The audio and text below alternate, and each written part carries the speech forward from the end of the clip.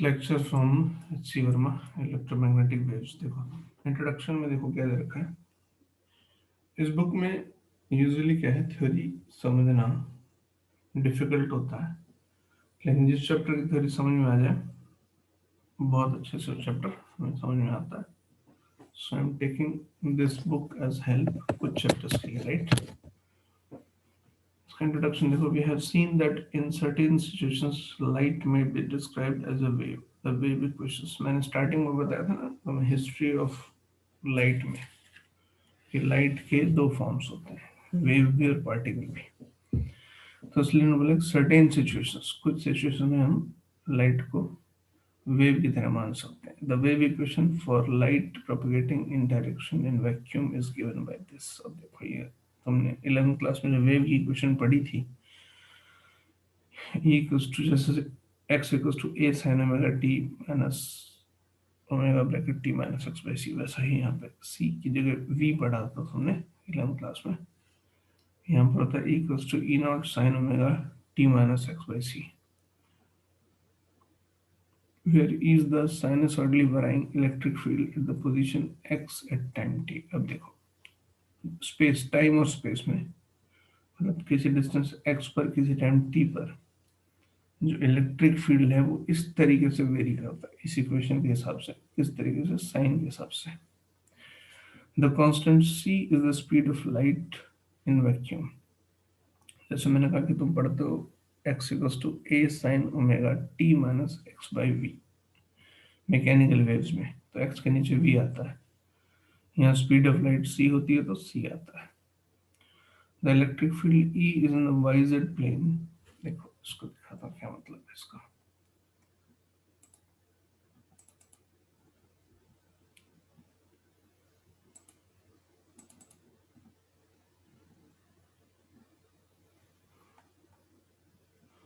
ये electric field इधर इस प्लेन में, वाई जेड प्लेन में, इसमें ऑसिलेट करता है, ठीक है।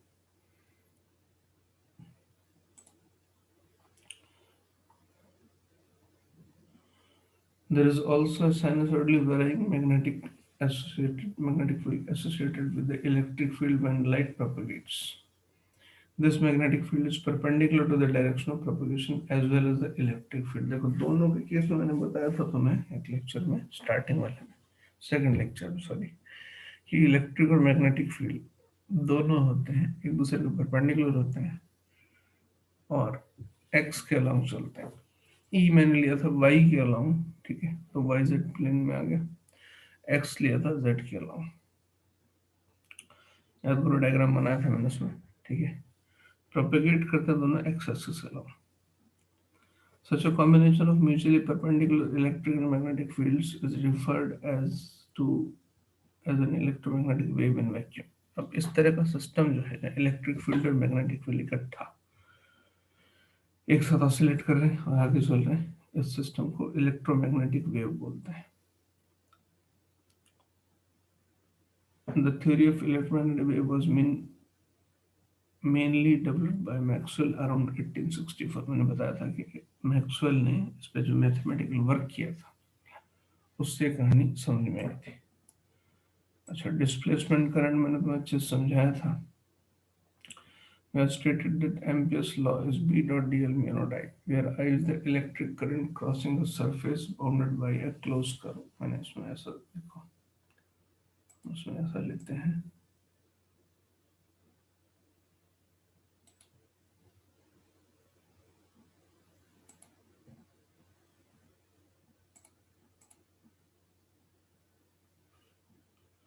Bounded curve.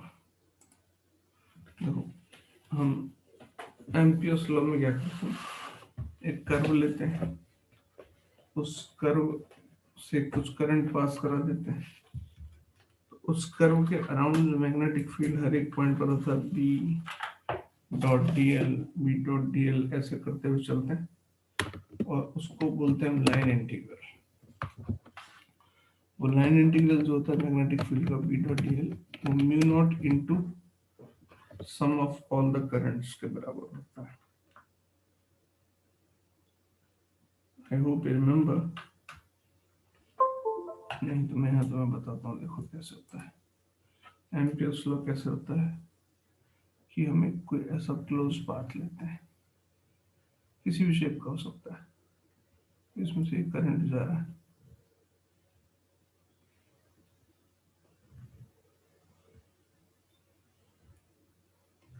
बहुत सारे करंट्स हो सकते हैं, मैं सिर्फ चार दिखा रहा हूँ। ये ऐसे भी हो सकते हैं, ऐसे भी हो सकते हैं, इसमें से पास हो रहे वो चाहिए। ये I1, इधर I2, इधर I3, इधर I4, ठीक है। अब इसके हर एक पॉइंट पे कुछ ना कुछ मैग्नेटिक फील्ड होगा, और हर एक पॉइंट पर ये जो एलिमेंट है DL, तो ऐसे ऐसे करते B.dl हर एक पॉइंट पे करते चलेंगे। At each point here also B and DL, ऐसे करते पूरे क्लोज पाथ पे चलेंगे। तो ये जो इंटीग्रल है, closed integral, line integral closed, is equal to mu naught summation I. Summation I का मतलब है करंट्स को एल्जेब्रिक, सपोज हम अपवर्ड पॉजिटिव मानते हैं, तो ये होगा I1 minus I2 plus I3 plus I4, इसको बोलते हैं म्यू नॉट समेशन। ये एम्पियर्स लॉ था। एम्पियर्स लॉ के हिसाब से अगर कहीं हम करंट एनक्लोज करते हैं तो उसके अराउंड मैग्नेटिक फील्ड का line integral B.dl mu naught summation I होना चाहिए, ये ठीक है। Where I is the electric current crossing the surface bounded by a closed curve, ठीक है। ये क्लोज कर्व लिया था हमने, तो करंट जो टोटल है वो इसमें से क्रॉस कर रहा है।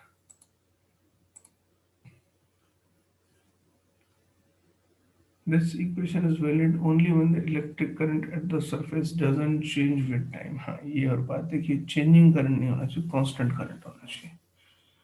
This law tells us that an electric current produces magnetic field and gives a method to calculate the field। इसका मतलब ये था कि समझो, अब ये तो करंट है, इलेक्ट्रिक है, तो इससे हमें मैग्नेटिक फील्ड निकालने का मेथड मिलता है, और ये भी पता चलता है कि जो करंट है वो मैग्नेटिक फील्ड प्रोड्यूस कर सकता है।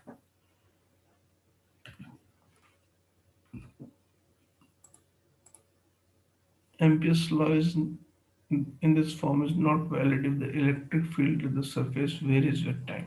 अच्छा, ये भी बात है, इस सरफेस पर इलेक्ट्रिक फील्ड चेंज नहीं होना चाहिए, कांस्टेंट होना चाहिए। ऑब्वियसली बात है कि अगर कांस्टेंट इलेक्ट्रिक करंट है तो उस कंडीशन में सरफेस पर, यहाँ बाहर इस पूरी सरफेस पर इलेक्ट्रिक फील्ड चेंज नहीं होगा। As an example, consider parallel plate capacitor with circular plates। अब मैंने कैपेसिटर का एग्जांपल लिया था तुम्हारे सामने। If we place a compass needle in the, okay, मैंने कहा था इसमें इनके बीच में एक नीडल रख दें, ये वाली, ये एस जो है ना, ये मैग्नेटिक नीडल है। सरफेस एस चेंजेस का नीडल इन जनरल अभी बोला डिफ्लेक्ट, मतलब इस अगर चार्ज हो रहा है तो उस दौरान ये जो मैग्नेटिक नीडल है ये डिफ्लेक्ट होती है। This shows that there is a magnetic field in the region। Of course कोई मैग्नेटिक नीडल डिफ्लेक्ट तभी होगी जब मैग्नेटिक फील्ड उसके अराउंड होगा। Figure shows that a closed curve gamma, अब ये कर्व ले रखा है ऐसे ही। अब बीच में निडल रखी थी इस बुक के अकॉर्डिंग। अब इस बुक में कुछ बातें ऐसी होती हैं जो समझ नहीं आती, ठीक है। ये हमने क्या किया, निडल हटा ली, उसकी जगह हमने ऐसे कर्व मान लिया, इस कर्व को नाम दे दिया क्लोज कर्व, नाम दे दिया gamma, which lies completely in the region between the plates। इनके बीच में the plane surface S bounded by this curve is also parallel to the plates। बिल्कुल ठीक है, जैसे प्लेट्स रखी हैं वैसे ही इसको पैरेलल रख दिया। इसमें अलग से शो किया हुआ डायग्राम थोड़ा सा टेढ़ा, तुम इसको ऐसे मान सकते हो कि ये प्लेट है, सर्कुलर प्लेट,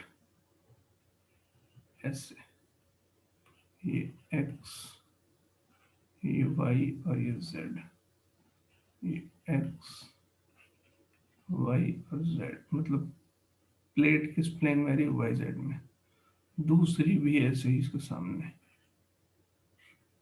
एक्स वाई और जेड। अब ये बीच में जो एस लिया है वो भी ठीक ऐसे ले लिया, एक्स वाई और जेड ऐसे लिया है, ठीक है। एग्जैक्ट डायग्राम ये वाला होगा इसका। During the charging process there is an electric current through the connecting wires. बिल्कुल ठीक है, जब चार्जिंग होता है कैपेसिटर का, डीसी है तब भी करंट कौन सा होता है, याद दिलाता हूँ तुम्हें। चार्जिंग में करंट होता है I equals to I naught e raise to minus t by R C. R resistance circuit में, सी कैपेसिटेंस। ये करंट होता है during charging.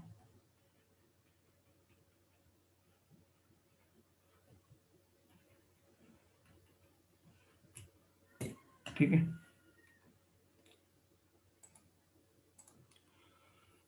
charges there is an charge is accumulated on the plates and the electric field at the points on the surface as changes। अब charge in पर दोनों plates पर इकट्ठा होगा और इस रीजन में, इन दोनों के बीच का जो रीजन है उसमें इलेक्ट्रिक फील्ड चेंज होगा। इलेक्ट्रिक फील्ड तो मैं बताता हूँ, जो प्लेट्स होती हैं कैपेसिटर की प्लेट्स के बीच में जो इलेक्ट्रिक फील्ड होता है उसका फॉर्मूला होता है equals to sigma upon epsilon.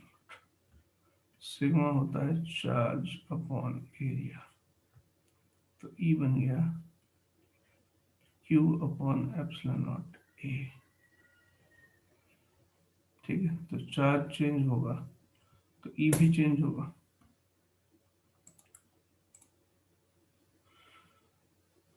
It is found that there is a magnetic field at the points on the curve gamma and the circulation. अब ये है कि यहाँ इलेक्ट्रिक फील्ड चेंज हो रहा है इस रीजन में, तो इट इज फाउंड, अब ये ऑब्जर्वेशन है एक्सपेरिमेंटल, कि यहाँ magnetic field at the point of the curve.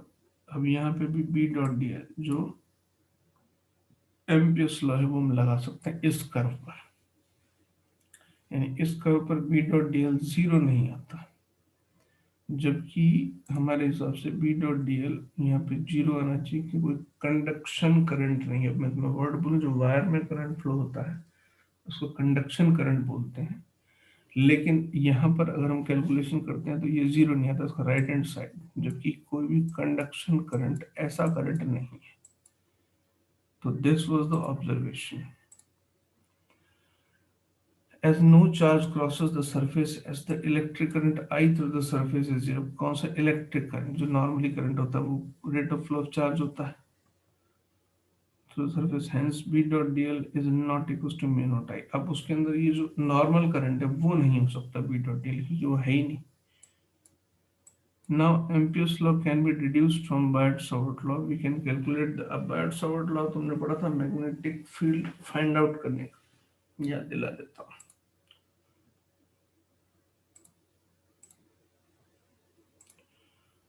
Biot-Savart law ये था कि एक वायर का सेक्शन है, इसमें करंट आई है, इसका कोई एलिमेंट लिया हमने,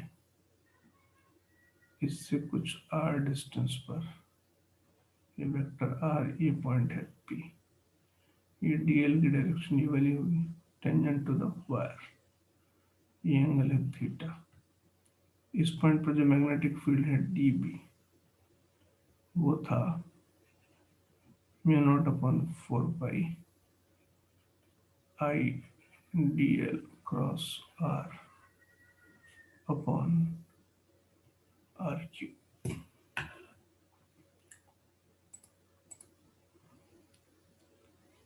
We can calculate the magnetic field due to each current element from Biot-Savart law and then its circulation along the closed curve gamma।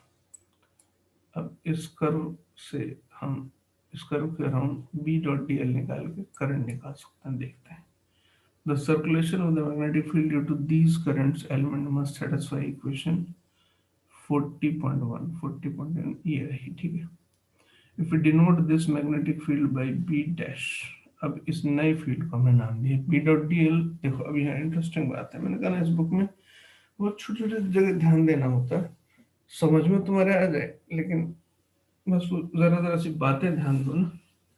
बहुत प्रिसाइज किताब लिखी हुई, मतलब शॉर्ट में सब कुछ, लेकिन बिल्कुल एक्यूरेट लिखा हुआ।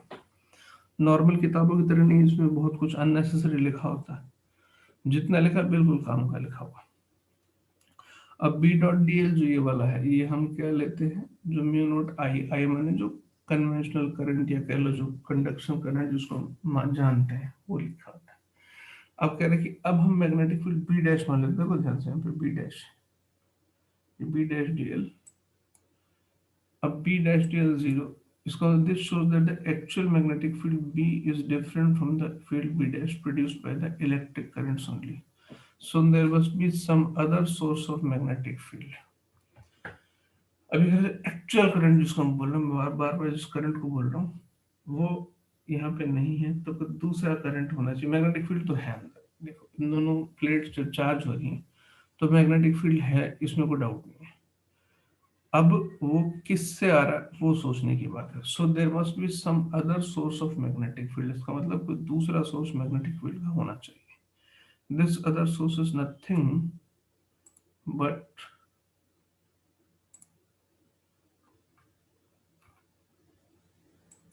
यहाँ से ये होता है,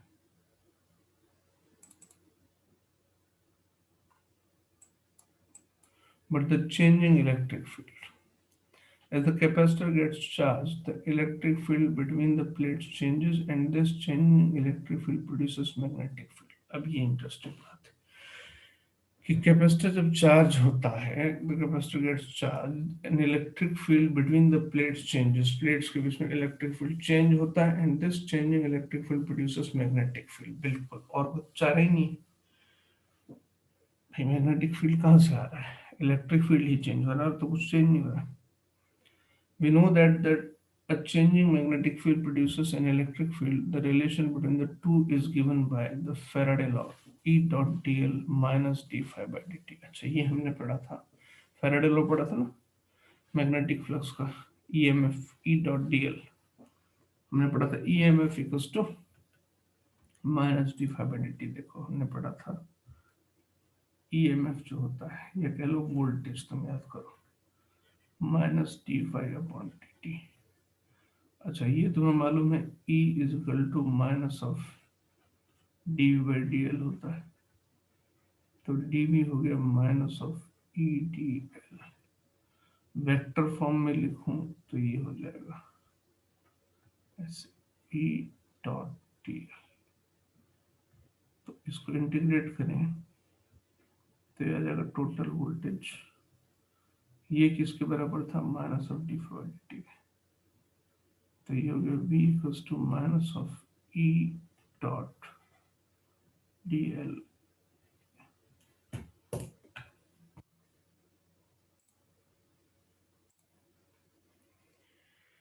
E dot dl minus of d phi b magnetic field upon dt. Here phi b equals to b dot ds. अच्छा मैग्नेटिक फ्लक्स याद करो, मैग्नेटिक फील्ड डॉट एरिया, जैसे इलेक्ट्रिक फील्ड होता है E डॉट ds, उसको integrate करता है तो इलेक्ट्रिक फ्लक्स आता है, b डॉट ds करेंगे तो मैग्नेटिक फ्लक्स आता है। Phi b is the flux of the magnetic field through the area bounded by the closed curve along with the circulation E is calculated. Phi b का लेना देना किससे है, b से, और वो इस तरफ किससे रिलेशन रखता है, ई से। Now we find that a changing electric field produces a magnetic field. The relation between the changing electric field and the magnetic field resulting from it is given by this। ये calculation में तुम्हें बता चुका, B dot D L mu naught ऐसा कर सकते हो I, इसको यहाँ पर if epsilon naught D phi E upon D T, मैंने तुम्हें बताया था, फाई ई मैं बताता हूँ दोबारा से यहाँ पे। फाई ई करंट जो है वो कैसे आता है, करंट होता है rate of flow of charge, phi E flux होता है ई डॉट ए। देखो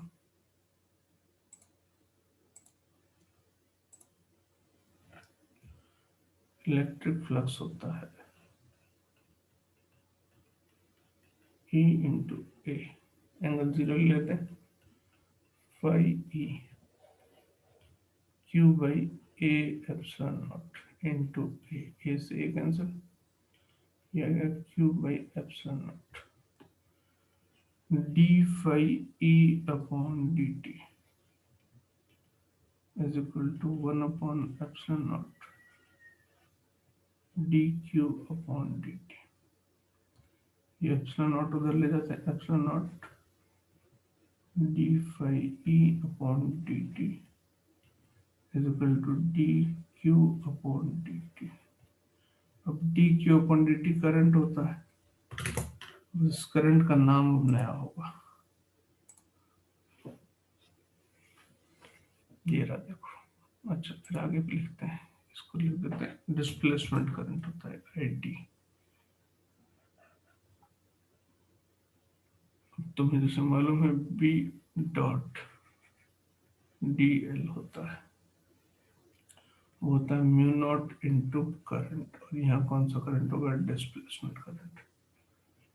तो B dot D L over this close path mu naught epsilon naught D phi E upon D T, ये इंपॉर्टेंट चीज है। और ये क्या है, डिस्प्लेसमेंट करंट, ये वाला, ये ठीक है।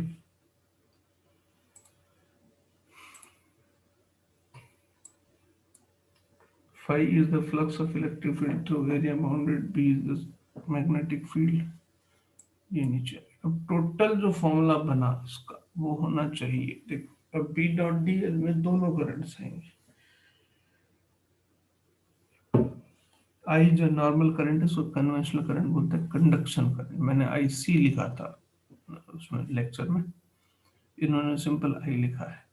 म्यू नॉट, और ये टर्म जो है mu naught epsilon naught D phi E upon D T, इसको आई डी लिखा है इन्होंने, आई डी इक्वल्स टू ये लिखा, ठीक है। It was James Clerk Maxwell who generalized Ampere's law from equation 40.1, मतलब 40.1 ऊपर आने वाली, to the equation 40.3। यहाँ तक मैंने कहा था तुम्हें, ये सारा जो कार्यक्रम था वो मैक्सवेल ने किया था, राइट। तो यहाँ तक की बात हमें समझ में आती है। अब एक छोटा सा एग्जाम्पल लेते हैं। A parallel plate capacitor is being charged, show that the displacement current crosses an area in the region between the plates and the parallel to it is equal to the conduction current in the conductor। अच्छा इसमें एक बड़ी मजेदार बात बोली कि plates के बीच जो हमें ये डिस्प्लेसमेंट करंट मिल रहा है, ये वाला, ये कह रहे हैं कि बाहर जो करंट फ्लो हो रहा है उसके बराबर है। इंटरेस्टिंग बात है, देखते हैं। The electric field between the plates is, ये होता है Q by epsilon not a, तो फ्लक्स हो गया Q by epsilon naught A into A, Q by epsilon naught। The displacement current, अब displacement current है ID epsilon naught d phi E by dt, okay, epsilon naught dq by dt, but dq by dt is the rate at which the charge is carried to the positive plate through the connecting wire, thus ID। अब ये बात बहुत शानदार बात है कि plates के बीच में जो डिस्प्लेसमेंट करंट है वो किसके बराबर होना चाहिए, बाहर वाले करंट के बराबर।